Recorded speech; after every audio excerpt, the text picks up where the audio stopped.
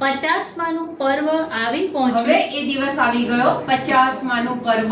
હા, 50માનું પર્વ આવી પહોંચ્યું ત્યારે તેઓ બધા એક ઠેકાણે ભેગા થયા હતા.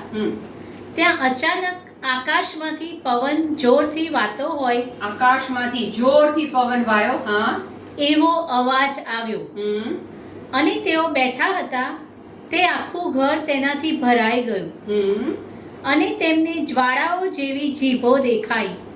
જ્વાળાઓ જેવી જીભો. એ રૂમમાં કેટલા જણ બેઠા હતા? 120. અને એ 120 જણની ઉપર જ્વાળાઓ જેવી જીભો દેખાઈ અને તે વહેંચાઈ જઈને દરેકના માથા ઉપર એક એક સ્થિર થઈ ગઈ. દરેકના એકના માથા પર એ જ્વાળા જેવી જીભ સ્થિર થઈ ગઈ. તે બધામાં પવિત્ર આત્માનો સંચાર થયો. હા, હવે પવિત્ર આત્માનો સંચાર થયો અને તેના તરફથી થતી બોલવાની પ્રેરણા અનુસાર તેઓ ભિન્ન ભિન્ન ભાષાઓમાં બોલવા લાગ્યા. તેઓ ભિન્ન ભિન્ન ભાષાઓમાં બોલવા લાગ્યા. ઓકે, 50માનું પર્વ આવ્યું. ઈસુએ કીધેલું રાહ જુઓ, એ દિવસ આવી ગયો. એ દરેકના માથા પર એક એક જીભ, જ્વાળાઓ જેવી જીભ આવી ગઈ. હવે એ લોકોએ શું કર્યું? અન્ય ભાષામાં બોલવાનું શરૂ કર્યું. પવિત્ર આત્માનો સંચાર થયો અને અન્ય ભાષા એ લોકો બોલવા લાગ્યા. ઈસુએ શું કીધેલું? રાહ જોજો, પવિત્ર આત્મા તમારી પર ઉતરી આવશે અને તમને શક્તિ મળશે. એ દિવસે એ લોકોને શું મળ્યું? અન્ય ભાષા મળી. એનો અર્થ એ થયો કે અન્ય ભાષામાં શક્તિ છે. આ એક સત્ય વચન એવું કહે છે કે તમે સત્ય જાણશો ને સત્ય તમને મુક્તિ આપશે.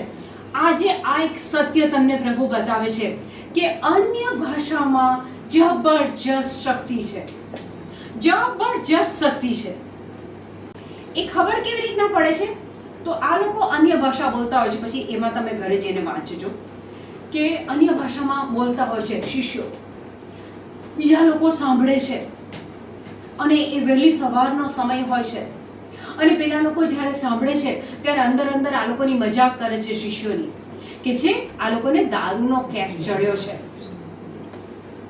અને ત્યાં સંત પીતર જે હમણાં પવિત્ર આત્માની શક્તિ મળી એ પહેલા તો રૂમની અંદર ડરના માર્યા બેસી રહ્યા. બીજી રીતે તો કહીએ તો પવિત્ર આત્માની રાહ જોઈને પણ ત્યાં અંદર બેઠેલા હતા. એ શિષ્યો બહાર નતા જતા. હવે પવિત્ર આત્માની પ્રાપ્તિ મતલબ કે એમની પર ઉતરી આવ્યા પછી જ્યારે પેલા લોકો એમ કહે છે કે આ લોકોને દારૂનો કેફ ચડ્યો છે ત્યારે સંત પીતર ઊભા થાય છે અને મોટા સમુદાયની આગળ કહે છે કે આ લોકોને દારૂનો કેફ નથી ચડ્યો. પછી સંત પીતર ઘણું બધું કહે છે અને એ જ દિવસે એ જ વખતે એ જ્યારે સંબોધન કરે છે તે જ વખતે 3000 લોકો બાપ્તિસ્મા લે છે. 41મું વચન કાઢો એમાં 2:41. ત્યાર પછી જેમણે એના સંદેશને વધાવી લીધો તેમને સ્નાન સંસ્કાર કરાવવામાં આવ્યો અને એ દિવસે લગભગ 3000 માણસોનો સંઘમાં ઉમેરો થયો. જસ્ટ ઇમેજિન, કલ્પના કરો, જેવી શક્તિ મળી કે પૃથ્વી પર ઈશ્વરનું રાજ્ય ફેલાવા માંડ્યું. પહેલી જ વખત 3000 લોકોએ બાપ્તિસ્મા લીધું.